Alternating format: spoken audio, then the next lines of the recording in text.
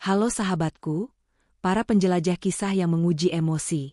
Selamat datang kembali di channel Cerita Momo. Apa kabar kalian hari ini? Semoga selalu baik dan penuh semangat. Ya, tapi siap-siap. Karena hari ini, Momo akan mengajak kalian masuk ke dalam sebuah kisah yang akan membuat darah kalian mendidih dan jantung berdebar kencang. Bayangkan ini, di tengah ketenangan hidupmu, tiba-tiba adik ipar datang menuntut uang puluhan juta rupiah untuk pesta mewah. Saat kamu menolak, ibu mertuamu langsung berteriak, "Kasih atau kamu pergi dari sini." Apakah kali ini tokoh utama kita, Sonia, akan menyerah? Atau justru dia melakukan tindakan yang plot twist dan membuat seluruh keluarga itu menyesal seumur hidup? Nah, sebelum kita menyelam lebih dalam ke dalam babak pertama yang penuh drama, jangan lupa ya, like videonya sekarang juga.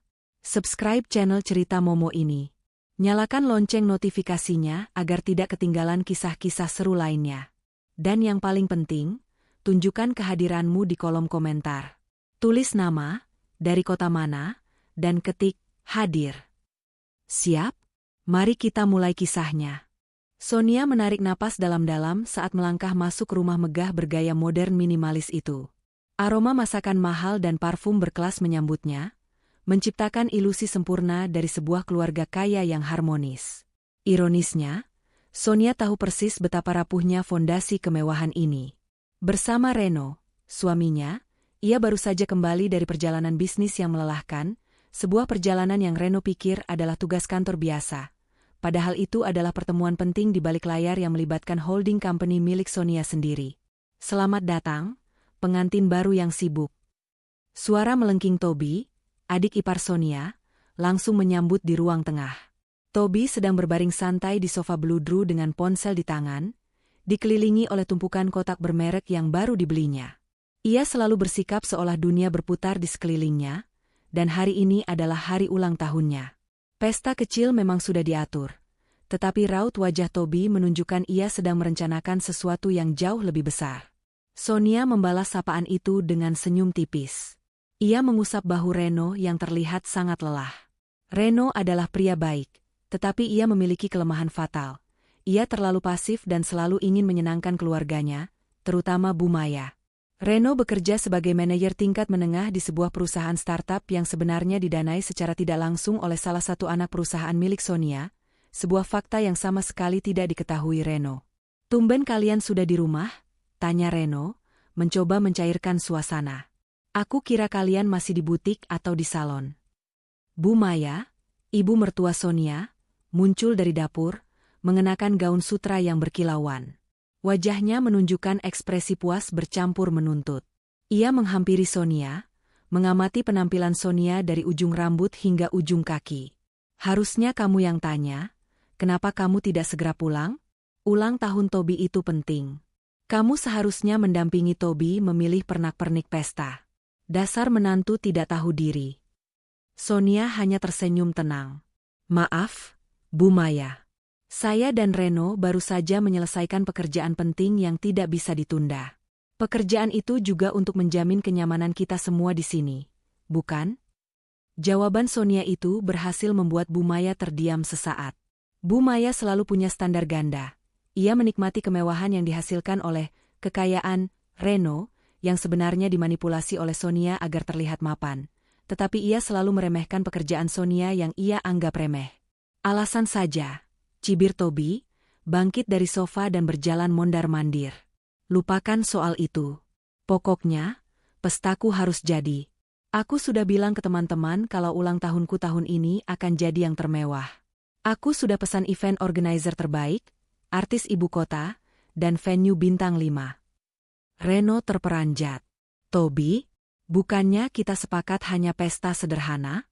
Kenapa kamu membuat keputusan sebesar itu tanpa bicara denganku dulu?" Toby mendengus. "Kakak tidak usah ikut campur. Ini ulang tahunku. Lagi pula, kita kan orang kaya. Masa ulang tahunku kalah dari anak-anak kompleks sebelah?" Ia kemudian menatap tajam ke arah Sonia. "Ini saatnya kamu beraksi, Kak Sonia. Kamu kan paling kaya di sini." Sonia merasakan firasat buruk. Ia sudah bisa menebak kemana arah pembicaraan ini. "Maksudmu?" Tanya Sonia, pura-pura tidak mengerti. Jangan pura-pura bodoh, Kak, seru Tobi dengan suara meninggi. Ia berjalan mendekat, memasang wajah penuh tuntutan yang menyebalkan. Aku butuh uang malam ini juga. Uang muka untuk event organizer yang paling gila itu. Totalnya 30 juta rupiah. Dan aku minta uang itu sekarang. Keheningan seketika menyelimuti ruang tengah itu. Bahkan Reno terlihat kaget dengan keberanian dan nada bicara adiknya. Bu Maya hanya berdiri di samping Tobi, menyilangkan tangan di dada, menunjukkan dukungan penuh pada tuntutan putranya. Sonia, yang di rekening pribadinya saja terdapat saldo yang sanggup membeli puluhan rumah mewah, tetap mempertahankan ekspresi datarnya. Ia adalah seorang CEO, ahli negosiasi, dan konsultan keuangan yang cerdas. Dia tahu betul bahwa menyerahkan uang itu berarti membiarkan keluarga ini semakin terjerumus dalam perilaku boros dan manja. 30 juta rupiah bagi Sonia hanyalah receh. Tetapi masalahnya bukan pada nominal, melainkan pada prinsip. Tobi, aku tahu hari ini adalah hari pentingmu, kata Sonia dengan suara tenang, namun tegas. Tetapi 30 juta rupiah bukan jumlah yang kecil. Uang sebesar itu harus dialokasikan untuk hal yang lebih penting, bukan untuk pesta foya-foya yang hanya bertahan semalam. Wajah Tobi langsung memerah. Apa maksudmu? Kamu menghinaku? Kamu bilang pestaku tidak penting? Aku sudah terlanjur janji pada semua orang. Kamu harus memberikannya sekarang. Jangan membuatku malu. Maaf, aku tidak bisa, jawab Sonia, menatap langsung ke mata Tobi tanpa gentar. Aku tidak bisa memberikan uang sebanyak itu saat ini. Aku punya prioritas keuangan lain. Prioritas apa? Bukannya kamu yang paling banyak uang di antara kita semua? Tobi berteriak. Tepat saat itu, Bu Maya melangkah maju. Matanya menyala penuh amarah. Sonia, berani-beraninya kamu menolak permintaan adik iparmu. Kamu menantangku? Kami sudah menerima kamu di keluarga ini, memberikan kamu status sebagai istri Reno, dan ini balasanmu? Pelit. Bu Maya, ujar Sonia perlahan, mencoba menjaga nada bicaranya. Ini bukan masalah pelit atau tidak pelit. Ini masalah tanggung jawab. Tobi sudah dewasa. Dia harus belajar mengelola keuangannya sendiri. Dia tidak bisa selalu mengandalkan orang lain untuk memenuhi gaya hidup mewahnya. Kata-kata Sonia itu seperti sumbu yang meledakkan kemarahan Bu Maya. Cukup, teriak Bu Maya, suaranya menggelegar di seluruh ruangan. Kamu menasihati anakku? Siapa kamu? Kamu pikir kamu siapa? Kamu hanya menantu yang untung bisa masuk ke rumah kami. Kasih atau kamu pergi dari sini. Sekarang juga. Ancaman itu diucapkan dengan nada final yang mutlak. Sonia menoleh ke arah Reno, mencari dukungan. Reno berdiri mematung di sudut ruangan, wajahnya menunjukkan konflik batin, tetapi ia tidak mengucapkan sepatah kata pun untuk membela Sonia. Ia memilih diam. Melihat kebungkaman Reno, hati Sonia terasa remuk. Bukan karena ancaman uang 30 juta rupiah atau pengusiran itu, melainkan karena ia tahu, selama ini ia telah berjuang mati-matian untuk keluarga ini, termasuk menutupi utang-utang mereka, tetapi ketika ia paling membutuhkan dukungan, suaminya memilih untuk menjadi pengecut. Sonia menatap Bu Maya dan Tobi, lalu tatapannya kembali tertuju pada Reno. Senyum dingin tersungging di bibirnya. Baik, kata Sonia pelan, mengambil tasnya dari meja. Jika itu maunya Bu Maya, saya akan pergi. Bagus. Sekarang angkat kakimu dari rumah ini. Cibir Tobi puas, sementara Bu Maya tersenyum penuh kemenangan. Mereka yakin, Sonia akan kembali besok pagi dengan membawa uang tunai 30 juta rupiah dan memohon maaf. Mereka tidak tahu, kata-kata mereka telah memicu sebuah reaksi berantai yang jauh lebih besar dan mengerikan bagi hidup mereka. Sonia berjalan menuju pintu tanpa menoleh lagi. Ia meninggalkan rumah yang penuh kemunafikan itu. Di luar, udara malam terasa dingin, namun pikiran Sonia kini membara. Pergi dari sini?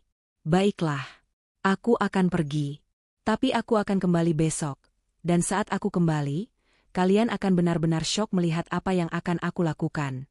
Sonia tidak menuju ke kontrakan, hotel, atau rumah sahabatnya.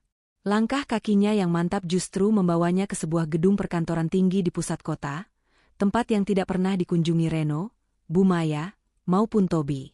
Malam itu, di lantai eksekutif yang sunyi, di balik pintu kaca buram bertuliskan, Nexus Group Holdings. Sonia membuka kedok rahasia dirinya.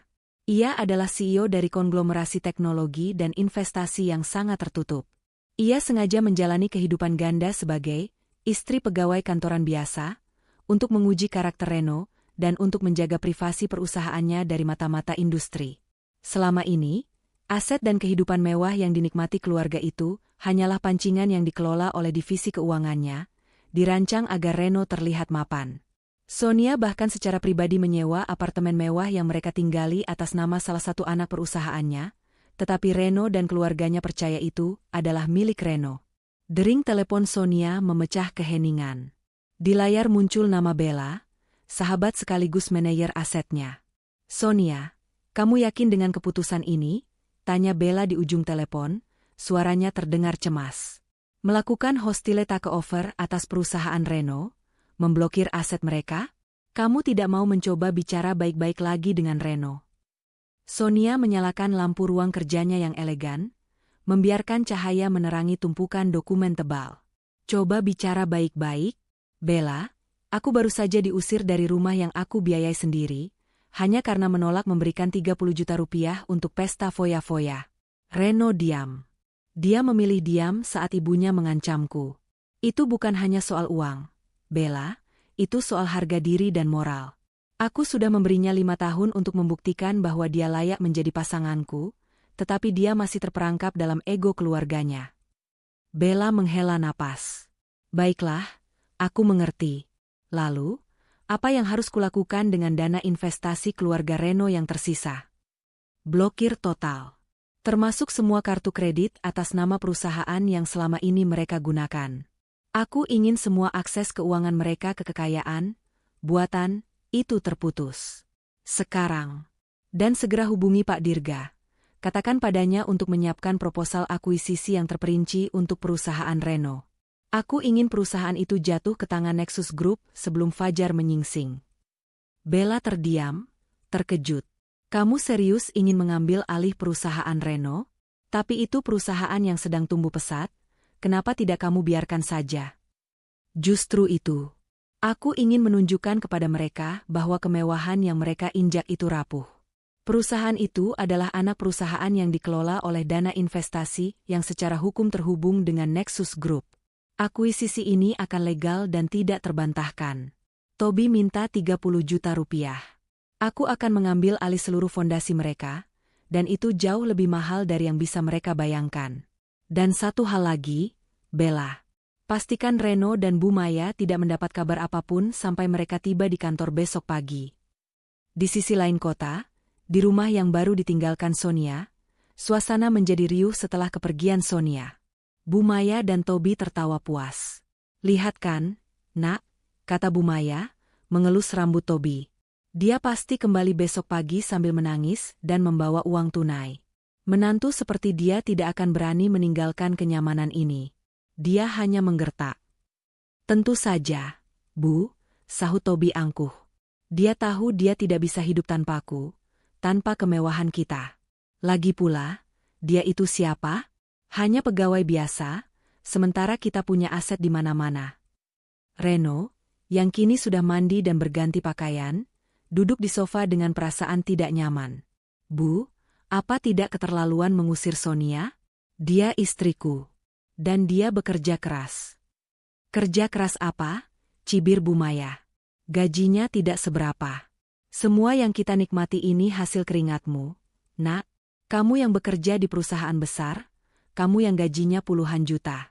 Sonia itu hanya menumpang hidup. Dia pantas diberi pelajaran agar tidak pelit." Toby menimpali.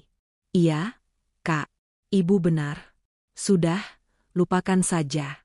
Lebih baik kita segera hubungi event organizer-nya. Aku akan transfer sebagian uangnya malam ini, sisanya besok pagi saat Sonia kembali membawa uang tunai." Reno mengangguk pasrah. Ia terlalu lelah untuk berdebat. Ia pun membuka aplikasi e-banking di ponselnya untuk mentransfer sisa uang muka. Namun, ia terkejut saat melihat layar ponselnya. "Saldo Anda tidak mencukupi." Reno mengernyit. Tidak mungkin. Gajiku baru masuk minggu lalu. Saldo rekeningku tidak pernah kurang dari ratusan juta. Ia mencoba lagi. Hasilnya sama. Reno panik. Ia segera mencoba kartu kredit pribadinya yang selalu ia gunakan untuk pengeluaran besar. Kartu itu ditolak. Ada apa, nak? Tanya Bu Maya, melihat wajah Reno yang mendadak pucat. Bu, rekeningku diblokir. Kartu-kartu juga tidak bisa dipakai. Aku tidak mengerti. Ada apa ini? Bu Maya dan Tobi saling pandang dengan cemas. Mereka kemudian mencoba mengecek rekening investasi dan kartu kredit yang selama ini mereka gunakan untuk berbelanja. Hasilnya sama, transaksi ditolak, atau akun dibekukan. Ini tidak masuk akal. Semua aset kita. Siapa yang berani melakukan ini? Teriak Bu Maya, suaranya kembali meninggi, kali ini bukan karena amarah, melainkan karena ketakutan yang mencekam. Apakah ini perbuatan Sonia? Tidak. Dia tidak punya kekuasaan sebesar ini. Reno menggeleng. Tidak, Bu. Sonia, dia tidak mungkin bisa. Dia hanya punya tabungan kecil. Ini pasti ada kaitannya dengan kantor. Mungkin audit mendadak atau ada masalah teknis besar di bank. Meskipun mencoba menenangkan diri, rasa khawatir yang mendalam mulai merayapi Reno. Ia memutuskan untuk menghubungi kepala divisinya keesokan paginya. Malam itu, di rumah yang awalnya riuh dengan tawa kemenangan, kini dipenuhi oleh keheningan yang dingin dan kecemasan finansial yang nyata. Mereka benar-benar tidak tahu bahwa di balik layar, Sonia sedang memutar tuas kendali yang tidak hanya mematikan sumber uang mereka, tetapi juga mencabut fondasi seluruh kehidupan mereka. Keesokan paginya, kekacauan di rumah keluarga Reno mencapai puncaknya. Bu Maya tidak bisa membeli bahan makanan premium untuk sarapan, Tobi tidak bisa mengisi bensin mobilnya yang mewah, dan Reno terus-menerus menghubungi kantornya tanpa hasil. Semua saluran komunikasi ke Departemen Keuangan dan direksi di perusahaan tempat Reno bekerja seolah ditutup rapat. Reno, dengan wajah tegang dan kemeja yang sedikit kusut, memutuskan untuk langsung mendatangi kantor.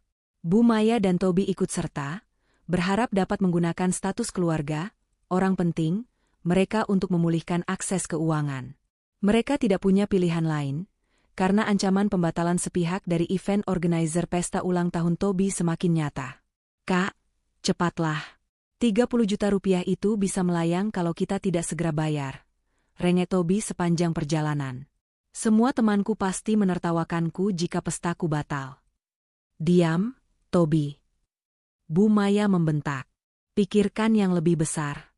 Ini bukan soal pestamu. Ini soal aset kita. Jika semua aset itu dibekukan, kita akan kembali ke kehidupan miskin seperti dulu. Reno mengemudikan mobilnya dengan pikiran kosong. Ia bekerja keras selama bertahun-tahun di perusahaan itu. Mengapa semua ini terjadi? Ia merasa ada konspirasi besar yang mengincarnya. Ia sama sekali tidak mencurigai istrinya yang baru saja ia biarkan diusir semalam. Setibanya di lobi kantor yang megah, Reno langsung menuju meja resepsionis. Saya Reno, manajer divisi pemasaran. Saya perlu bertemu dengan Bapak Bahtiar, Kepala Divisi Keuangan, atau Bapak Hari, Direktur Utama. Ada masalah besar dengan rekening dan aset keluarga saya. Resepsionis muda itu menatap Reno dengan ekspresi aneh, seolah Reno adalah orang asing. Mohon maaf, Bapak Reno, siapapun Anda tidak terdaftar dalam jadwal pertemuan hari ini. Dan direksi sedang sibuk dengan rapat darurat akuisisi. Reno kaget. Rapat akuisisi? Akuisisi apa? Aku ini manajer di sini. Aku harus tahu. Tiba-tiba, seorang pria parubaya berjas rapi, yang selama ini dikenal Reno sebagai salah satu konsultan hukum perusahaan, menghampiri mereka. Pria itu adalah Pak Dirga, yang memiliki penampilan sederhana namun dikenal sangat tajam dalam urusan hukum. Pak Dirga memiliki peran vital dalam alur cerita ini. Pak Reno, Bu Maya, dan Saudara Tobi. Selamat pagi, sapa Pak Dirga dengan nada datar dan profesional. Pak Dirga, syukurlah Anda ada di sini, seru Reno lega. Ada apa ini? Kenapa semua aset kami diblokir? Apakah ini masalah hukum? Pak Dirga mengeluarkan sebuah amplop tebal. Silakan baca ini. Ini adalah surat pemberitahuan resmi. Ada dua hal yang perlu Anda ketahui. Pertama, pembekuan aset Anda adalah bagian dari proses audit internal mendadak terkait dugaan penyelewengan dana. Kedua, dan ini yang paling penting, perusahaan ini sudah berganti kepemilikan. Sejak subuh tadi. Keterkejutan hebat merayap di wajah Bu Maya, Reno, dan Toby. Apa maksud Anda berganti kepemilikan? Bu Maya hampir histeris. Tidak mungkin. Siapa yang berani mengambil alih? Siapa? Kami adalah keluarga direktur. Kami punya saham. Tolong kendalikan diri Anda, Bu Maya, kata Pak Dirga tanpa ekspresi. Perusahaan ini telah diakuisisi 100% oleh Nexus Group Holdings. Akuisisi ini bersifat hostile namun legal, dan sudah diputuskan dalam rapat umum pemegang saham luar biasa. Semua jajaran direksi lama sudah dinonaktifkan. Nexus Group? Itu perusahaan teknologi raksasa, bisik Reno, seolah tidak percaya. Tapi kenapa? Kenapa mereka mengakuisisi kita? Itu adalah urusan internal principal owner Nexus Group, jawab Pak Dirga. Dan, mengenai aset Anda, saya harus memberitahu Anda bahwa rumah yang Anda tempati, mobil yang Anda kendarai, dan sebagian besar rekening investasi Anda, bukanlah milik pribadi Anda. Semuanya adalah aset perusahaan yang diatur oleh Nexus Group melalui investasi tidak langsung. Wajah Reno memucat pasi. Toby dan Bu Maya terlihat seperti baru saja melihat hantu. Selama ini, mereka hidup dalam gelembung ilusi kekayaan yang ternyata hanyalah aset pinjaman atau aset yang terdaftar atas nama entitas lain. Ini pasti jebakan, teriak Toby. Ini pasti perbuatan musuh bisnis ayah. Musuh bisnis? Suara yang lembut namun penuh otoritas tiba-tiba memotong. Semua menoleh. Di puncak tangga marmer lobi, berdiri seorang wanita yang anggun, mengenakan setelan bisnis mahal yang tampak luar biasa di tubuhnya. Itu adalah Sonia. Di belakangnya, berdiri Bella dan beberapa pengawal berpakaian rapi. Bu Maya terpaku. Sonia? Apa yang kamu lakukan di sini? Kenapa kamu berpakaian seperti itu? Apakah kamu dipecat dari kantormu yang rendahan itu? Sonia tidak memedulikan hinaan itu. Ia turun perlahan, langkahnya terasa berat namun penuh kuasa. Ia kini benar-benar berbeda dari Sonia yang diusir semalam. Matanya memancarkan ketajaman seorang pemimpin korporasi. Sonia berjalan menghampiri mereka. Ia tidak menatap Reno sebagai suaminya, melainkan sebagai seorang karyawan yang bermasalah. Musuh bisnis, Toby, kata Sonia, kini berdiri tepat di hadapan mereka. Tidak perlu mencari jauh-jauh. Karena orang yang mengakuisisi perusahaan ini dan memegang kendali atas semua yang kalian miliki, adalah aku. Keterkejutan yang lebih dahsyat melanda Bu Maya, Reno, dan Toby. Aku adalah principal owner dari Nexus Group Holdings, lanjut Sonia, suaranya tenang, namun setiap kata mengandung guntur. Perusahaan ini, tempat Reno bekerja, sudah resmi berada di bawah kendaliku. Semua aset, termasuk rumah yang kalian tinggali dan mobil yang kalian banggakan, sudah aku tarik kepemilikannya secara legal. Dan kalian ada di kantor baruku. Bu Maya tergagap. Tidak mungkin. Kamu? Hanya kamu? Kamu tidak punya uang sebanyak itu. Kamu pasti berbohong. Sonia mengangguk ke arah Pak Dirga. Pak Dirga menyerahkan sebuah tablet kepada Bu Maya, yang menunjukkan struktur kepemilikan Nexus Group. Nama dan foto Sonia terpampang jelas sebagai pendiri dan pemegang saham utama. Aku memang tidak punya uang sebanyak itu, kata Sonia, tersenyum sinis. Aku punya jauh lebih banyak. Aku merahasiakannya hanya untuk melihat apakah karakter kalian akan berubah tanpa terdistraksi oleh kekayaan. Ternyata tidak. Kalian malah semakin serakah. Reno akhirnya menemukan suaranya, tetapi itu adalah suara yang penuh keputusasaan. Sonia, kenapa? Kenapa kamu melakukan ini padaku? Kita ini suami istri. Suami istri? Sonia menatap Reno dengan tatapan kecewa yang mendalam. Seorang suami akan membela istrinya saat diancam diusir dari rumah. Seorang suami akan bertanya, apa yang terjadi? Bukannya dia membeku. Kamu memilih diam, Reno. Kamu memilih keluargamu, dan hari ini, aku memilih diriku sendiri. Aku memilih perusahaan yang selama ini aku bangun. Dan mengenai uang 30 juta rupiah yang Toby minta untuk pesta foya-foya. Tambah Sonia, menatap Toby yang kini terlihat sekecil semut. Kalian tidak akan mendapatkannya. Kalian akan kehilangan segalanya, dan itu jauh lebih mahal daripada pesta ulang tahun manjamu. Bu Maya jatuh terduduk di lantai marmer, wajahnya yang tadinya angkuh kini penuh dengan rasa malu yang tak terperikan. Toby terdiam, air matanya mulai menetes bukan karena sedih, melainkan karena syok kehilangan semua kekayaan. Reno hanya bisa menunduk, menyadari bahwa ia telah kehilangan segalanya dalam semalam, dan itu semua karena kebungkaman dan kebodohannya. Mereka baru saja menghadapi pemimpin baru mereka, dan ancaman, pergi dari sini, kini menjadi kenyataan yang jauh lebih buruk. Gedung kantor itu, yang tadinya merupakan lambang kebanggaan bagi Reno, Bu Maya, dan Toby, kini terasa seperti penjara. Mereka bertiga didampingi oleh Pak Dirga, kepala divisi legal yang kini bertindak atas nama Sonia, menuju ke ruang konferensi utama. Di sana, Sonia menunggu, duduk di kursi paling ujung meja, yang secara simbolis adalah kursi kekuasaan. Aura yang dipancarkannya kini dingin, profesional, dan tak tersentuh. Sonia memulai rapat tersebut bukan dengan kata-kata marah, melainkan dengan presentasi data.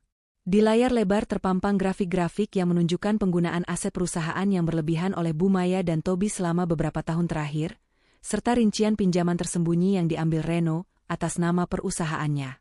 Semua itu dilakukan tanpa sepengetahuan penuh Dewan Direksi lama, tetapi Nexus Group Holdings memiliki data lengkapnya. Semua yang kalian banggakan selama ini, ujar Sonia, menunjuk grafik pengeluaran Toby yang melonjak untuk barang-barang mewah, adalah hasil dari dana perusahaan yang digunakan tanpa pertimbangan. Pinjaman yang diambil oleh saudara Reno, sebesar hampir 4 kali lipat gajinya per tahun, adalah pinjaman ilegal yang menggunakan aset perusahaan sebagai jaminan sekunder. Itu namanya penggelapan, atau setidaknya penyelewengan dana. Wajah Reno kini bukan hanya pucat, tetapi sudah membiru karena rasa malu dan takut. Bu Maya memeluk Toby yang mulai terisak pelan. Mereka tidak pernah berpikir bahwa wanita yang selalu mereka anggap, menantu miskin, memiliki mata dan telinga di mana-mana. Sonia bukan hanya tahu, dia memiliki bukti yang sah di mata hukum. Sonia, tolonglah. Aku mohon, isak Bu Maya, mencoba merangkak maju. Kami tidak tahu sedalam ini. Kami hanya ikut Reno. Kami kira semua ini halal. Kami kira ini aset kami. Diam, Bu Maya, potong Sonia dingin, menghentikan langkah Bu Maya. Kalian kira kalian bisa lolos hanya dengan bersandiwara? Jangan coba-coba memanipulasi di depanku. Aku tidak mengusir kalian. Aku justru ingin kalian tetap berada di bawah pengawasanku, di bawah kendali Nexus Group. Reno mengangkat kepalanya. Apa maksudmu? Kamu mau menceraikanku, kan? Ceraikan saja aku, ambil semua hartamu, dan biarkan kami pergi. Kami akan memulai hidup baru, sejauh mungkin darimu. Sonia tersenyum sinis. Itu adalah senyum yang menakutkan. Bercerai? Tidak semudah itu, Reno. Kamu pikir aku akan melepaskan kalian begitu saja setelah semua kerugian yang kalian timbulkan? Setelah semua penghinaan yang kalian berikan? Kalian salah besar. Sonia lantas memberikan isyarat kepada Pak Dirga, yang kemudian menyerahkan sebuah dokumen tebal kepada Reno, Bu Maya, dan Toby. Ini adalah kesepakatan pelunasan utang dan pengawasan internal, jelas Pak Dirga. Nyonya Sonia tidak akan mengajukan tuntutan pidana atas penyelewengan dana ini, tetapi dengan satu syarat. Sonia mengambil alih pembicaraan. Syaratnya sederhana. Kalian bertiga akan menjadi karyawan di perusahaan ini, di bawah kepemimpinan dan pengawasanku. Semua aset yang dibekukan akan tetap dibekukan, sampai kalian melunasi utang keluarga ini dengan keringat kalian sendiri. Kalian harus bekerja keras, hidup sederhana, dan membuktikan bahwa kalian mampu mengubah perilaku serakah dan manja kalian. Bu Maya menggeleng kuat. Aku tidak mau. Aku ini mertuamu. Aku bukan budak. Aku tidak akan bekerja. Pilihan ada dua, Bu Maya, jawab Sonia tanpa emosi. Pilih opsi ini, di mana kalian masih bisa mempertahankan atap di atas kepala dan melunasi utang secara perlahan. Atau, pilih opsi kedua, di mana Pak Dirga segera memproses tuntutan pidana dan penyitaan total. Dan ya, jika kalian memilih opsi kedua, perceraian dengan Reno akan segera aku ajukan, dan aku pastikan kalian tidak akan mendapatkan sepeser pun harta Gonogini. Ancaman penjara dan kehilangan total akhirnya membuat Bu Maya bungkam. Tobi, yang selama ini hanya mengandalkan uang orang tua, kini harus menghadapi kenyataan pahit. Aku akan tetap di rumah itu, Bu Maya, kata Sonia, suaranya mengandung janji dingin. Tapi aku akan kembali bukan sebagai menantu yang lemah. Aku akan kembali sebagai atasan Reno, dan sebagai pemilik sah rumah yang kini harus kalian sewa dan bersihkan dengan uang gaji kalian sendiri. Sonia menunjuk Reno. Mulai hari ini, Reno, kamu dipindahkan ke divisi penjualan, sebagai staf biasa, di bawah manajer baru yang ditunjuk Nexus Group. Kamu harus bekerja dari nol. Tidak ada lagi manajer yang manja. Gaji utamamu akan dipotong 80% untuk membayar cicilan hutang perusahaan. Reno, yang dulunya adalah manajer di perusahaan ini, kini harus menerima kenyataan bahwa ia terdegradasi menjadi staf biasa dengan gaji yang hampir tidak cukup untuk hidup. Tubuhnya lemas. Ia merasa harga dirinya diinjak-injak di hadapan ibunya dan adiknya. Sonia kemudian menunjuk Tobi. Dan kamu, Tobi, kamu akan bekerja sebagai intern di divisi arsip. Kamu akan belajar apa artinya mencari uang 30 juta rupiah yang kamu minta dengan mudah itu. Gaji magangmu akan disumbangkan penuh ke Yayasan Amal. Keputusan Sonia itu bersifat mutlak. Ia menggunakan semua kekuatannya, bukan untuk menghancurkan, tetapi untuk mendisiplinkan keluarganya dengan cara yang paling keras dan tak terhindarkan. Pertemuan ditutup, dan keluarga itu keluar dari ruang konferensi sebagai karyawan baru di bawah kendali mutlak Sonia, tanpa ada ruang untuk protes. Malam itu, Sonia kembali ke rumah. Rumah yang sama, aroma yang sama, tetapi suasananya telah berubah total. Bu Maya kini terpaksa menyambutnya dengan senyum palsu yang kaku, dan Tobi sibuk membersihkan sofa yang tadinya ia duduki dengan angkuh.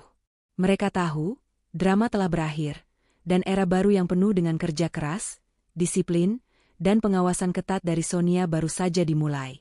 Sonia tidak pergi dari rumah, ia kembali, dan kehadirannya kini membawa beban yang jauh lebih berat daripada ancaman perceraian. 1 minggu berlalu. Kehidupan di rumah mewah itu, yang kini secara teknis disewa kembali oleh keluarga Reno dari perusahaan milik Sonia, berubah drastis. Dulu, pagi hari dipenuhi dengan suara tawa Bu Maya dan Tobi yang merencanakan liburan atau sesi belanja. Kini, pagi hari diwarnai dengan ketergesaan, keheningan, dan ketakutan akan keterlambatan. Reno harus bangun sebelum subuh. Ia tidak lagi bisa menikmati sarapan mewah yang dibuatkan oleh asisten rumah tangga, yang gajinya kini harus dibayar dari gajinya yang sudah dipotong drastis. Tugas barunya sebagai staf penjualan membutuhkan kehadiran awal dan pulang larut malam, jauh dari jam kerja manajer yang santai dulu. Tubuhnya yang terbiasa duduk di kursi eksekutif kini harus membiasakan diri berdiri berjam-jam di lapangan, menjual produk yang ia sendiri tidak terlalu sukai. Tobi bernasib lebih buruk. Ia, si anak manja yang paling anti dengan kerja keras, kini harus menghadapi tumpukan dokumen tebal di ruang arsip yang pengap dan dingin. Pakaiannya yang dulu selalu bermerek kini harus diganti dengan kemeja kantor yang sederhana. Gaji magangnya, yang sebetulnya bisa ia gunakan untuk kebutuhan sehari-hari, langsung disalurkan ke rekening amal atas nama dirinya, sesuai kebijakan baru Sonia. Setiap hari, Tobi merasa terhina. Ia tahu, teman-temannya pasti akan menertawakannya jika tahu ia kini bekerja sebagai intern rendahan setelah sesumbar akan mengadakan pesta termewah.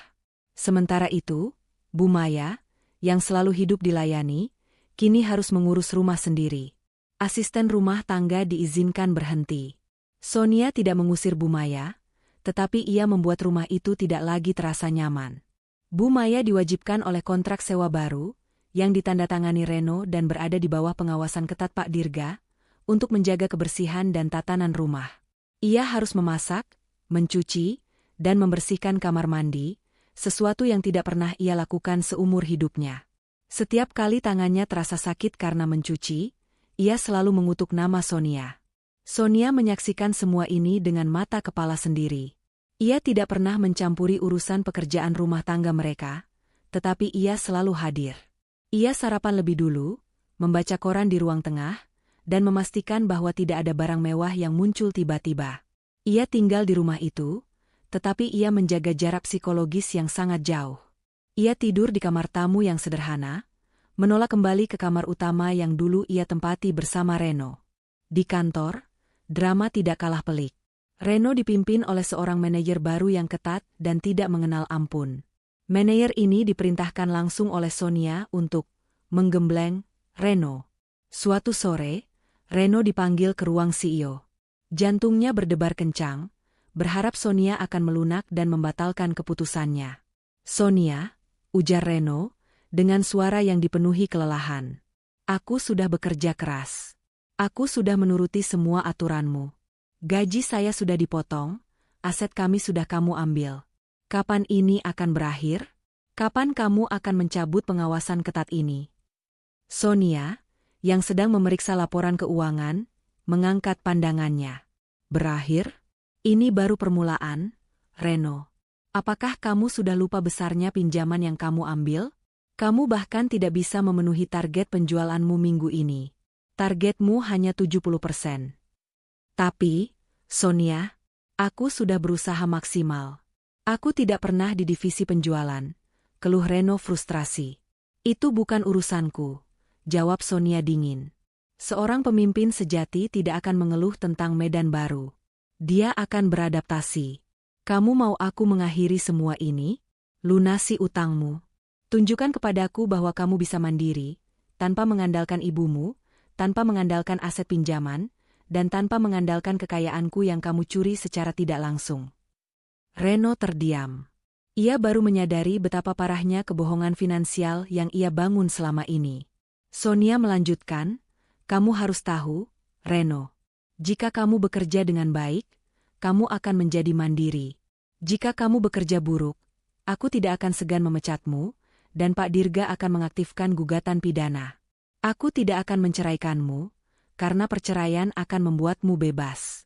Aku ingin kamu tetap terikat denganku sebagai atasanmu, sampai utang itu lunas, dan sampai kamu membuktikan bahwa kamu layak." Kata-kata Sonia itu adalah pukulan telak. Reno menyadari bahwa Sonia tidak ingin perceraian. Sonia menginginkan transformasi total dari dirinya dan keluarganya. Ia ingin Reno menjadi pria yang bertanggung jawab, yang mampu membela istrinya, dan yang mampu bekerja keras. Di saat yang sama, Bu Maya menemukan surat resmi di kamar Reno. Surat itu berisi rincian perjanjian sewa-menyewa rumah yang harus ditandatangani ulang. Bu Maya melihat angka-angka sewa yang tertera. Angka itu sangat tinggi, dirancang untuk memastikan bahwa seluruh gaji Reno dan Bu Maya, jika Bu Maya mendapat pekerjaan di bawah kendali Sonia, akan terserap hampir habis untuk biaya hidup dasar. Bu Maya panik. Ia menyadari bahwa ia dan Toby tidak bisa lagi mengandalkan Reno. Ia harus bertindak. Dengan sisa-sisa kesombongannya, Bu Maya menelepon beberapa kenalan lama yang dulu sering ia bantu untuk pamer. "Halo, Ibu Lia, ini saya, Maya. Saya sedang ada masalah kecil di perusahaan. Bisakah Anda meminjamkan saya uang tunai, katakanlah 10 juta rupiah, untuk kebutuhan mendesak?" Jawaban yang diterima Bu Maya selalu sama. Kenalan-kenalan lamanya tiba-tiba menjadi dingin, beralasan sibuk, atau bahkan langsung menutup telepon. Bu Maya tidak tahu bahwa 2 hari setelah pengambil alihan Nexus Group, Sonia sudah memerintahkan Bella, manajer asetnya, untuk menyebarkan kabar secara halus di kalangan sosialita tentang masalah keuangan, keluarga Reno dan audit besar yang sedang berlangsung. Ini adalah langkah pencegahan Sonia agar Bu Maya dan Toby tidak bisa lagi meminjam uang dari siapapun. Toby, yang kini menjadi magang, mendapati dirinya sering melihat Reno di kantor. Melihat kakaknya yang dulu arogan kini menjadi pria yang sangat tertekan, ia mulai merasa iba. Toby yang polos, yang selama ini hanya ikut-ikutan ibunya, mulai merenung. Ia ingat, uang 30 juta rupiah yang ia minta dulu adalah uang yang sangat besar, dan sekarang ia tahu betapa sulitnya mencari uang 1.000 rupiah pun. Suatu malam, saat Bu Maya sedang menangis di dapur karena kelelahan, Toby datang mendekat. "Bu, Kenapa kita tidak jujur saja pada Kak Sonia? Kita minta maaf dengan tulus, ujar Toby pelan. Bu Maya mendongak dengan tatapan marah. Minta maaf? Kamu gila, Toby? Dia sudah menghancurkan hidup kita. Kita harus cari cara untuk menjatuhkannya, bukan memohon padanya. Tapi, Bu, Kak Sonia itu bos kita sekarang, jawab Toby. Kita harus bekerja di sini. Kita tidak punya pilihan lain. Aku capek, Bu. Aku capek pura-pura kaya. Perkataan Toby, yang datang dari hati seorang pemuda yang mulai merasakan kerasnya hidup, menusuk Bu Maya. Namun, harga dirinya yang terlalu tinggi masih mencegahnya untuk mengakui kesalahan. Ia tetap percaya bahwa suatu saat, ia bisa membalikkan keadaan. Ia tidak tahu bahwa di balik kesepakatan itu, Sonia sudah mengatur segalanya sedemikian rupa agar mereka tidak bisa melarikan diri, dan satu-satunya jalan keluar adalah berubah menjadi lebih baik. 2 bulan telah berlalu sejak hostile takeover yang dilakukan Sonia. 2 bulan penuh dengan disiplin, tekanan, dan kerja keras yang belum pernah dirasakan oleh Reno, Bu Maya, dan Toby. Tekanan ini, alih-alih menghancurkan, justru memicu reaksi tak terduga pada Reno dan Toby. Di kantor, Reno mulai menunjukkan perkembangan signifikan. Manajer barunya, yang awalnya skeptis, terkejut melihat daya juang Reno.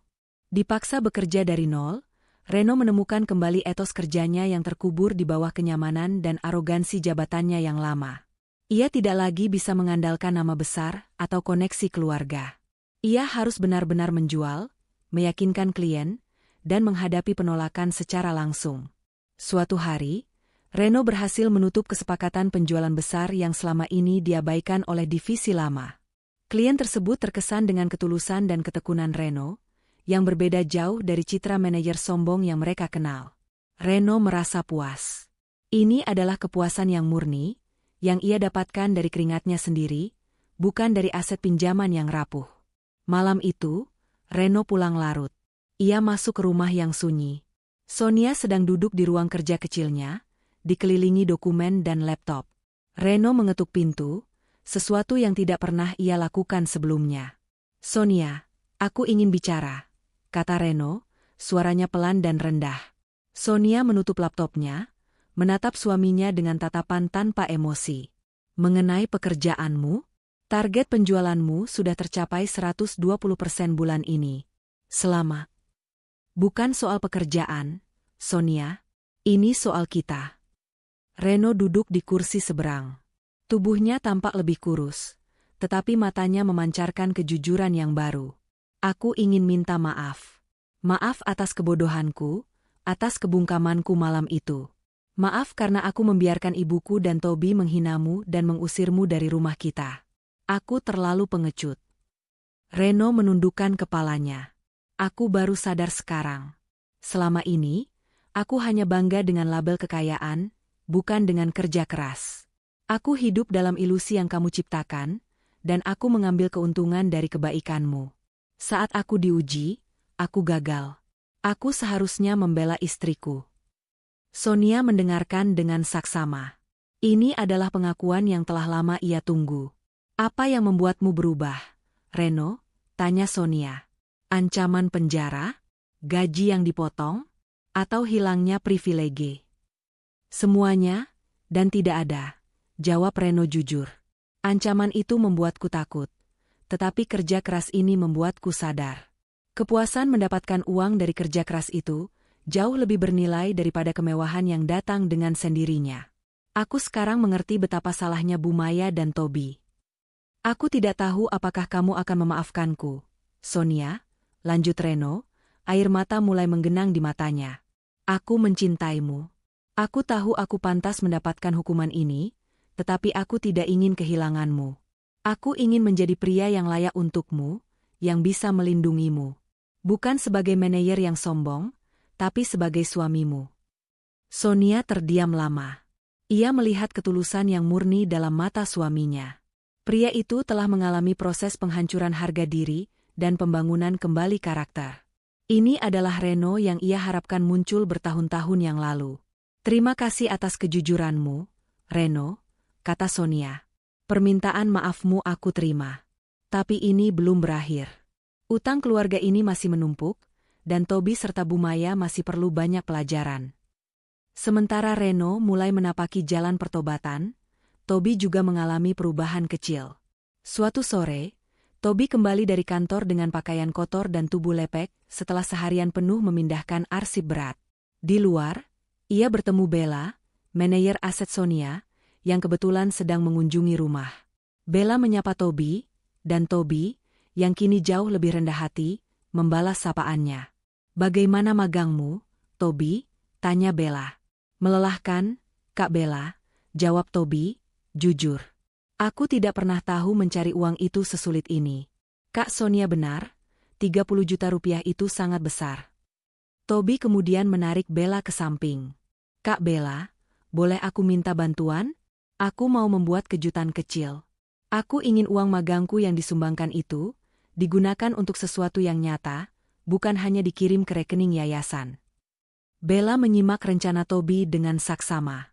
Toby ingin uang magangnya digunakan untuk membelikan hadiah kecil, tetapi bermakna, untuk Bu Maya dan Reno, sebagai tanda terima kasih atas semua yang telah mereka lakukan, meski dengan cara yang salah, dan untuk menebus kesalahannya yang manja. Ia juga ingin sebagian uang itu digunakan untuk membeli beberapa bingkisan makanan dan memberikannya kepada petugas keamanan yang bekerja di kantornya. Bella terkesan. Ia melaporkan rencana ini kepada Sonia.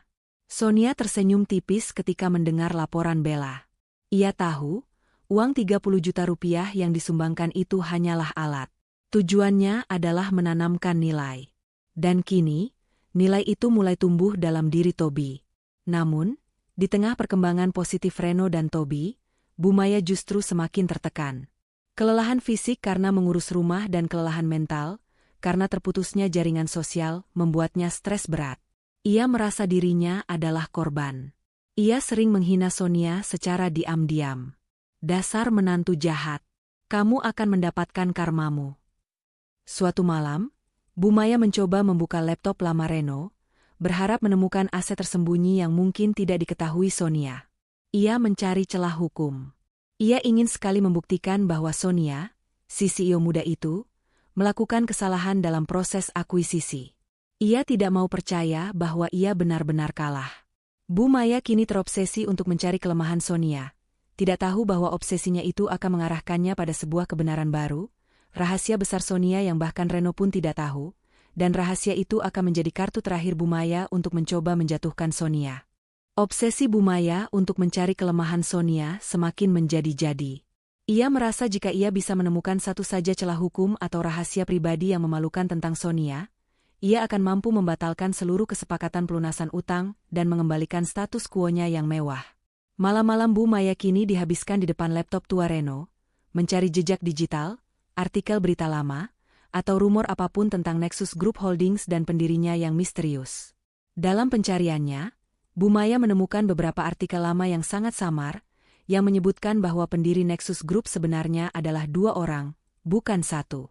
Salah satunya adalah Sonia, dan yang lainnya adalah seorang pria bernama Aldi. Namun, setelah perusahaan itu sukses besar, nama Aldi seolah lenyap di telan bumi, dan hanya Sonia yang tercatat sebagai principal owner. Artikel-artikel itu menyebutkan adanya perselisihan serius di antara mereka sebelum Aldi menghilang dari struktur perusahaan. Bu Maya merasa menemukan tambang emas. Ia mulai menggali lebih dalam, memfokuskan pencariannya pada pria bernama Aldi. Ia menyadari bahwa Nexus Group didirikan pada saat yang sama ketika Sonia dan Reno baru saja menikah. Suatu malam, saat Bu Maya sedang sibuk memilah data, ia menemukan sebuah flash drive tersembunyi di laci meja tua. Flash drive itu berisi kumpulan dokumen dan foto-foto dari masa lalu. Sebagian besar adalah foto Reno dan teman-temannya, tetapi di antara tumpukan dokumen keuangan lama, Bu Maya menemukan sesuatu yang sangat mengejutkan. Ternyata, Aldi, pendiri Nexus Group yang menghilang itu, adalah mantan tunangan Sonia. Dan yang lebih mengejutkan, dokumen di flash drive itu menunjukkan bahwa Aldi adalah pemilik sah dari aset tanah dan bangunan utama di mana Nexus Group pertama kali membangun markasnya. Aset itu dihibahkan kepada Sonia, tetapi di dalam dokumen hibah itu tertera klausul yang sangat spesifik dan sensitif. Klausul itu menyatakan bahwa jika Sonia melanggar perjanjian pranikah yang ia buat dengan Aldi, yaitu, Jika Sonia menikah dengan pria lain dalam jangka waktu 2 tahun setelah pembatalan pertunangan mereka, maka seluruh aset hibah itu akan kembali menjadi milik Aldi, dan ia berhak menuntut ganti rugi atas kerugian bisnis yang diakibatkannya. Bu Maya terkesiap. Ia menghitung tanggalnya. Sonia dan Reno menikah kurang dari 2 tahun setelah pertunangan dengan Aldi dibatalkan. Sonia telah melanggar perjanjian itu.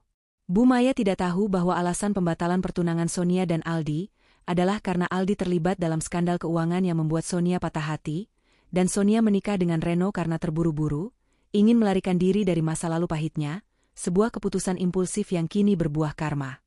Bu Maya merasa kemenangan sudah di depan mata. Ia telah menemukan kartu mati yang bisa menjatuhkan Sonia. Dengan aset inti Nexus Group yang terancam ditarik, seluruh akuisisi perusahaan Reno bisa dibatalkan, dan Bu Maya akan kembali berkuasa. Keesokan harinya, Bu Maya memutuskan untuk tidak memberitahu Reno atau Toby. Ia menyadari, Reno kini telah berubah, dan Toby terlalu polos. Ia harus bertindak sendiri. Bu Maya menghubungi seorang pengacara kenalannya yang licik, Pak Darwis, dan mengatur pertemuan rahasia. Di kantor, Reno dipanggil kembali ke ruangan Sonia. Kali ini bukan untuk dimarahi, tetapi untuk diberikan tanggung jawab baru. Reno, karena performa penjualanmu melebihi target, aku menugaskanmu memimpin sebuah tim kecil, kata Sonia. Tim ini akan menangani proyek sosial yang baru, yaitu mendirikan pusat pelatihan kerja di daerah kumuh. Reno terkejut. Proyek sosial? Tapi, Sonia, aku ingin membayar hutang keluarga secepatnya. Aku tahu. Tapi ini bukan hanya tentang uang, Reno. Ini tentang nilai. Kamu sudah membuktikan dirimu dalam bisnis. Sekarang, tunjukkan hatimu, jawab Sonia. Reno setuju, merasa bangga sekaligus terharu. Ia merasa Sonia mulai percaya lagi padanya. Sementara Reno sibuk dengan tugas barunya yang mulia, Bu Maya bertemu dengan Pak Darwis di sebuah kafe tersembunyi. Dengan suara berapi-api, Bu Maya menjelaskan penemuan rahasianya tentang Aldi dan klausul perjanjian pranikah. Pak Darwis, yang bermata duitan, langsung melihat peluang besar. Ini kartu mati, Bu Maya. Jika kita bisa membuktikan pernikahan Nyonya Sonia melanggar perjanjian itu, kita bisa menuntut pembatalan hibah aset inti Nexus Group. Dan itu bisa menggoyahkan seluruh kekaisaran finansialnya. Bu Maya tersenyum puas. Bagus. Sekarang, cari tahu di mana Aldi berada. Kita harus bekerja sama dengannya untuk menuntut Sonia. Pak Darwis segera memulai pencariannya. Tidak butuh waktu lama baginya untuk menemukan Aldi, yang ternyata kini hidup dalam pengasingan setelah kasus keuangannya. Aldi, yang menyimpan dendam pada Sonia, langsung setuju untuk bekerja sama.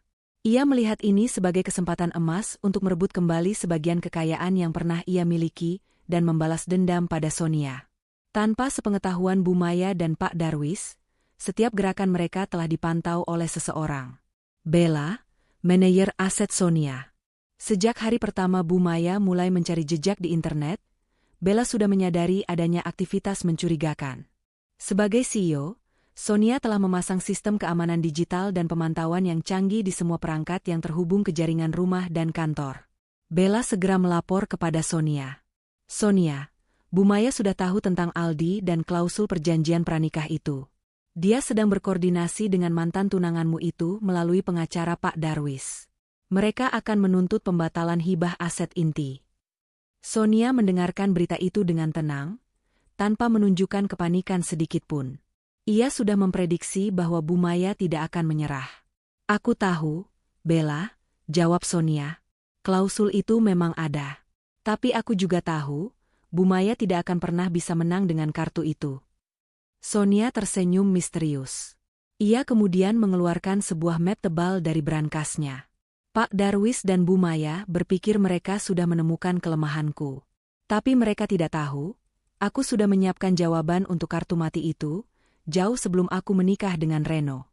Panggil Pak Dirga, dan minta dia menyiapkan sidang darurat dengan Dewan Direksi.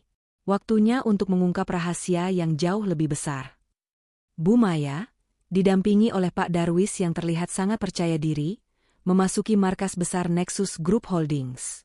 Mereka datang tanpa diundang, langsung menuju ruang rapat direksi.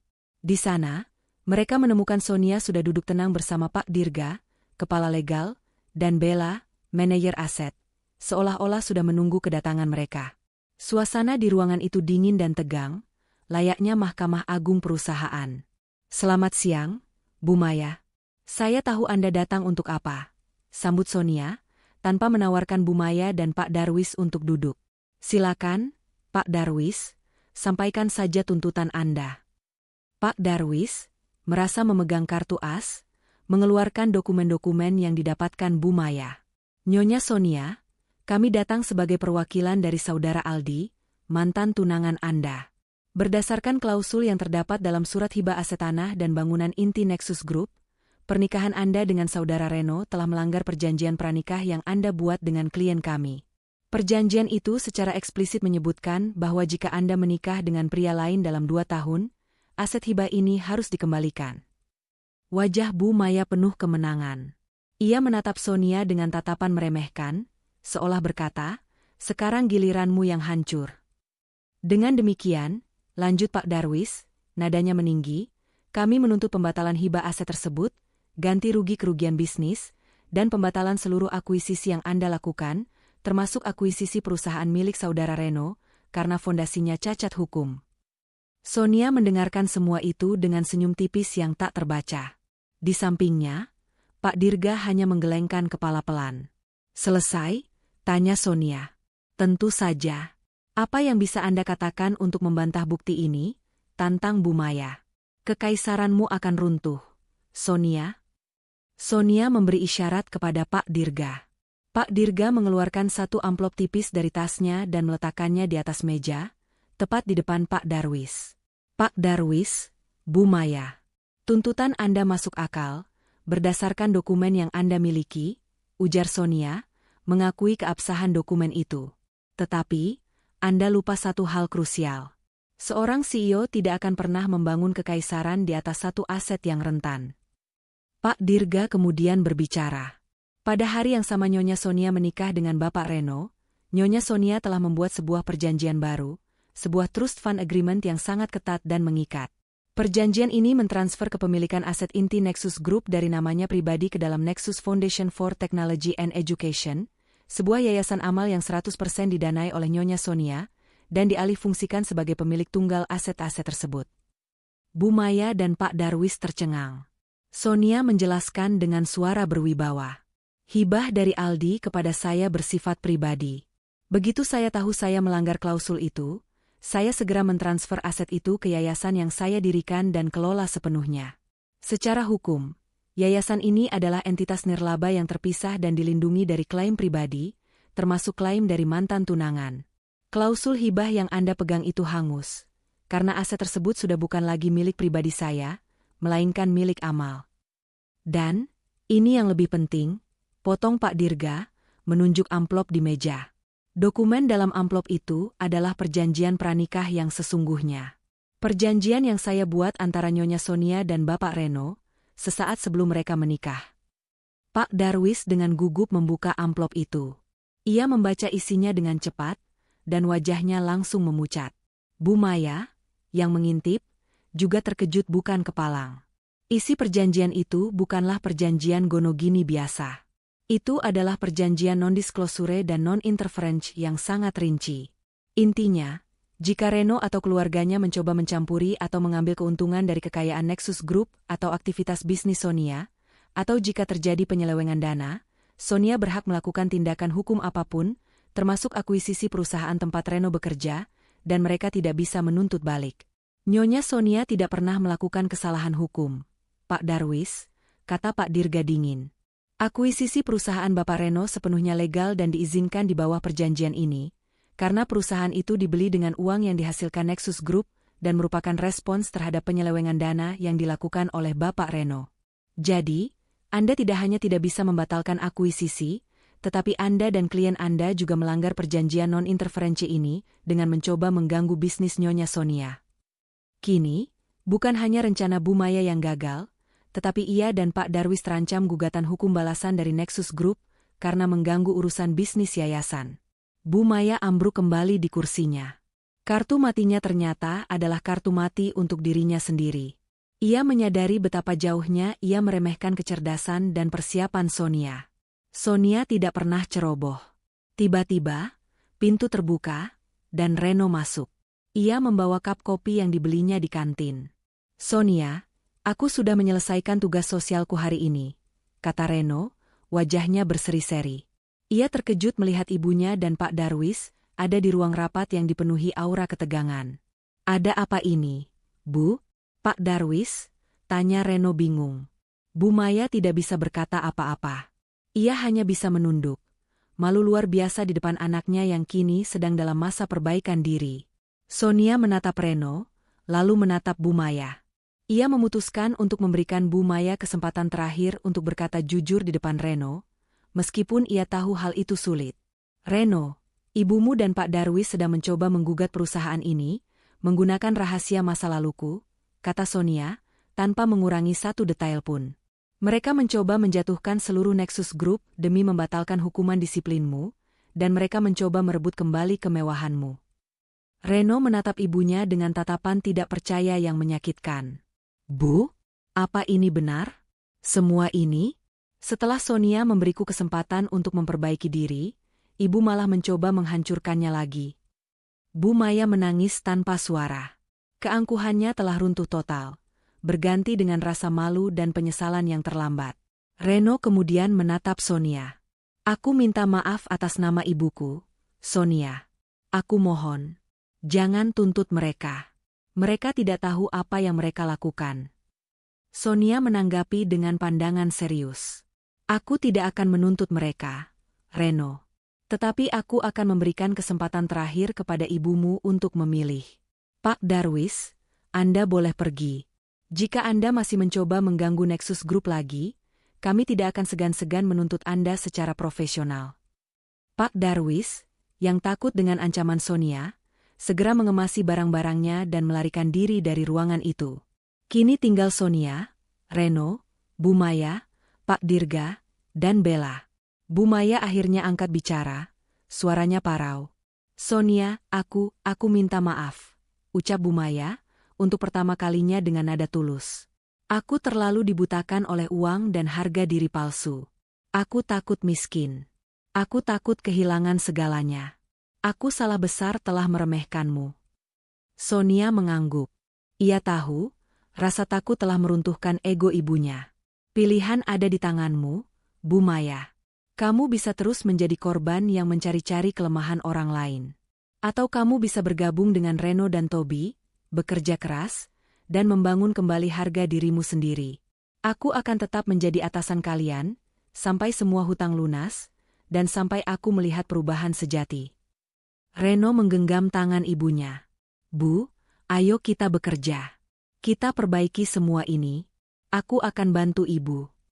Keputusan ada di tangan Bu Maya. Ia telah kalah telak, tetapi ia masih punya kesempatan untuk berubah. Setelah konfrontasi di ruang direksi, Bu Maya kembali ke rumah dengan langkah gontai. Ia tidak lagi memiliki energi untuk marah atau merengek. Pengalaman menghadapi kecerdasan Sonia dan ancaman nyata terhadap semua yang ia miliki telah menghancurkan ego dan kesombongannya. Pengakuan rasa malu di depan Reno menjadi titik terendah sekaligus awal baru baginya. Di rumah, Bu Maya memilih untuk menyibukkan diri. Ia tidak lagi mengeluh saat mencuci piring atau membersihkan kamar mandi. Ia melakukannya dengan kesadaran baru, bahwa ia sendiri yang memilih nasib ini. Reno, yang melihat perubahan sikap ibunya, merasa lega. Ia kini bisa pulang ke rumah tanpa harus menghadapi drama dan tuntutan. Hubungan Reno dan Sonia perlahan mulai membaik. Mereka sering makan malam bersama, berbicara tentang pekerjaan masing-masing, dan Reno bercerita tentang kepuasan yang ia dapatkan dari proyek sosial barunya. Toby juga menunjukkan perkembangan luar biasa. Ia berhasil menyelesaikan masa magangnya di divisi arsip dengan catatan yang sangat baik. Ia tidak lagi menjadi pemuda yang manja, melainkan seseorang yang menghargai setiap lembar uang yang didapat. Dengan inisiatif sendiri, Toby menggunakan sebagian kecil dari tunjangan yang diam-diam diberikan Sonia kepada seluruh karyawan, di luar gaji pokoknya, untuk mengadakan acara amal kecil bagi petugas kebersihan dan keamanan kantornya. Sonia menyaksikan semua perubahan ini dari jauh. Ia tahu, Transformasi sejati tidak terjadi dalam semalam. Itu membutuhkan waktu, kerja keras, dan penyesalan yang mendalam. Tujuan Sonia bukan hanya melunasi utang, tetapi menanamkan nilai-nilai moral. Suatu pagi, Sonia mengadakan rapat keluarga, yang pertama dan satu-satunya yang ia pimpin selama proses ini. Bu Maya, Reno, dan Toby duduk di sofa dengan tegang, menunggu keputusan akhir dari CEO keluarga mereka. Reno, performa kerjamu di divisi penjualan sangat memuaskan. Target terlampaui, dan yang paling penting, proyek sosial yang kamu pimpin sukses besar, kata Sonia, tatapannya kini melembut. Utang perusahaan yang kamu ambil sudah lunas 80% berkat kerja kerasmu. Mulai bulan depan, kamu dipromosikan kembali. Bukan sebagai manajer, tetapi sebagai kepala divisi pengembangan sosial perusahaan yang baru. Kamu akan mengelola proyek amal dan CSR Nexus Group. Gaji dan asetmu akan kembali normal. Reno terperanjat. Ia tidak menyangka Sonia akan memberikan jabatan seberat itu. Ia menatap Sonia dengan mata berkaca-kaca. Terima kasih, Sonia. Aku janji, aku tidak akan menyia-nyiakannya. Toby, lanjut Sonia. Masa magangmu sudah selesai. Laporan kerjamu luar biasa. Kamu menunjukkan inisiatif, kerja keras, dan yang paling penting, kamu belajar empati. Nexus Group menawarkanmu posisi sebagai staf penuh di divisi komunikasi. Kamu bisa memulainya, dan jika kamu ingin kembali kuliah, perusahaan akan membiayainya, dengan syarat kamu harus lulus. Toby tersenyum lebar. Ini adalah pengakuan yang sangat ia butuhkan. Aku akan ambil tawaran itu, Kak Sonia. Aku akan bekerja keras. Terakhir, Sonia menatap Bu Maya. Bu Maya duduk tegak, siap menerima hukuman apapun. Bu Maya, kata Sonia, Anda telah menjalani masa disiplin yang berat. Anda juga telah menunjukkan perubahan. Anda sudah membuktikan bahwa Anda bisa mandiri, tanpa bergantung pada kemewahan palsu. Utang yang tersisa, meskipun kecil, akan saya bayar lunas malam ini. Anda bebas dari ikatan finansial perusahaan. Bu Maya menangis terharu. Bukan karena uang, tetapi karena kebebasan dan pengakuan. Namun, saya punya satu permintaan, lanjut Sonia.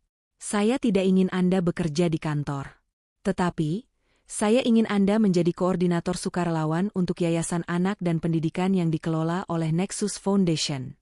Ini adalah pekerjaan amal, tanpa gaji, tetapi akan membuat Anda tetap sibuk, memiliki tujuan, dan dikelilingi oleh orang-orang yang tulus. Bu Maya mengangguk cepat. Saya terima, Sonia. Saya akan melakukannya. Saya sungguh minta maaf atas semua kesombongan dan kebodohan saya. Sonia menghela napas lega. Ini adalah titik klimaks dari rencana besarnya. Ia telah berhasil mendisiplinkan mereka tanpa harus menghancurkan rumah tangga atau keluarga. Reno kemudian bertanya, Sonia, kalau semua masalah sudah selesai, bisakah kamu kembali ke kamar kita? Aku merindukanmu. Sonia tersenyum. Sebentar lagi, Reno. Ada satu hal lagi yang harus kita selesaikan. Seminggu setelah rapat keluarga, suasana di rumah itu benar-benar baru. Bu Maya sibuk mengorganisir kegiatan sukarela, Toby semangat dengan pekerjaan barunya, dan Reno tenggelam dalam proyek sosial yang ia cintai. Mereka telah menemukan kebahagiaan sejati dalam tujuan dan kerja keras, bukan pada label kemewahan. Malam itu, Sonia menyiapkan makan malam istimewa. Meja makan dihiasi sederhana, hanya untuk mereka berempat. Ini adalah makan malam keluarga yang pertama kali terasa hangat dan tulus sejak mereka menikah. Saat hidangan penutup disajikan, Sonia bangkit dan mengambil sebuah kotak kecil dari dalam laci. Aku punya satu hal lagi yang harus diselesaikan, yang sudah tertunda selama berbulan-bulan, kata Sonia, tatapannya menyapu Reno, Bu Maya, dan Toby. Ini tentang 30 juta rupiah. Mendengar angka itu, Toby menunduk malu. Kak Sonia, aku sungguh minta maaf. Aku bahkan tidak tahu bagaimana aku bisa meminta uang sebesar itu dengan arogan. Sonia tersenyum lembut. Aku tahu kamu menyesal, Toby. Dan kamu sudah membuktikan dirimu layak mendapat pengakuan yang berbeda. Sonia kemudian membuka kotak itu. Di dalamnya bukan ada cek, melainkan sebuah medali perunggu yang sederhana, terukir indah dengan inisial, TWA, Toby Wijaya Adi, dan tanggal hari itu. Di bawahnya, terukir tulisan, mahkota sejati, nilai 30 juta rupiah. Uang 30 juta rupiah itu, jelas Sonia, seperti yang sudah kalian ketahui, tidak aku berikan kepadamu untuk pesta foya-foya. Uang itu aku sumbangkan kepada Yayasan Pendidikan Anak atas nama Toby Wijaya Adi, pada hari setelah kamu memintanya. Bu Maya, Reno, dan Toby terkejut. Mereka tahu uang itu disumbangkan, tetapi mereka tidak tahu detailnya. Namun, itu bukan akhir dari ceritanya.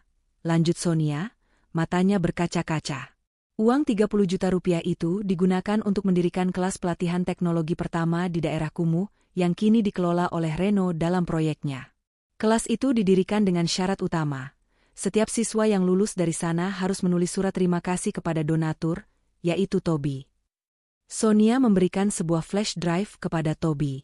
Di sana ada ribuan surat, Toby. Itu adalah ucapan terima kasih dari anak-anak yang kini bisa memiliki masa depan cerah, berkat uang yang kamu minta malam itu. Toby mengambil